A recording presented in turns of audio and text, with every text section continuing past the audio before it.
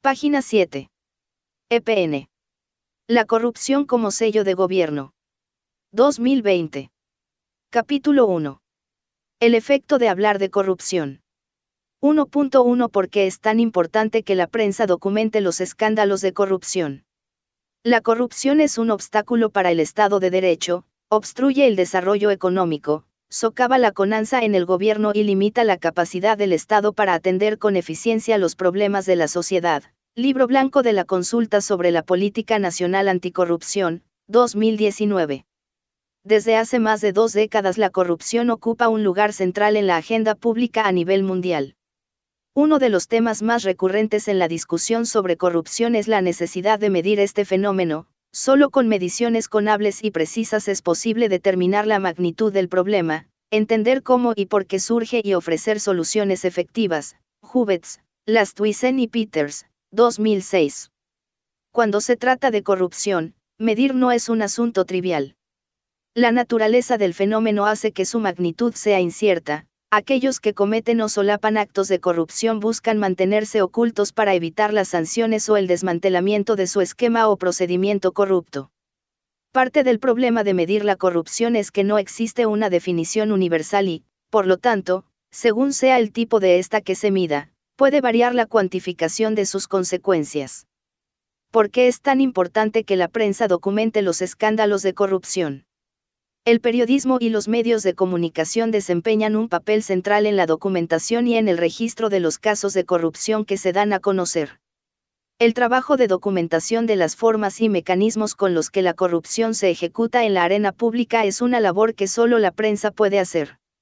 Al ser el periodismo un retrato de la forma en que una sociedad se percibe a sí misma, Morris y Klesner, 2014, la cobertura mediática sobre este tema dice mucho sobre la tolerancia o el rechazo que esa sociedad tiene respecto al problema. Es por ello que una forma de aproximarse a la medición de la corrupción es analizando la cantidad y la profundidad con la que se habla del fenómeno en la prensa.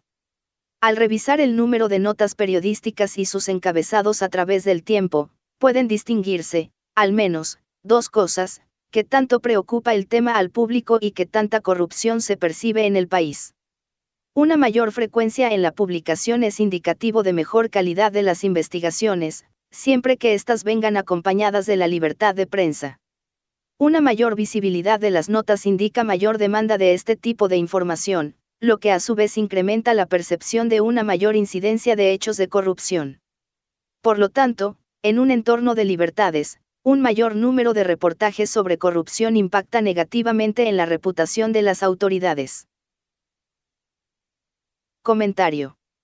Poco les ha de importar su reputación a los que cometen corrupción y se benefician de ella, cuando después de todo, consiguen lo que quieren, el dinero. En México, el aumento en las menciones de la prensa fue muy notorio en las últimas 3 décadas.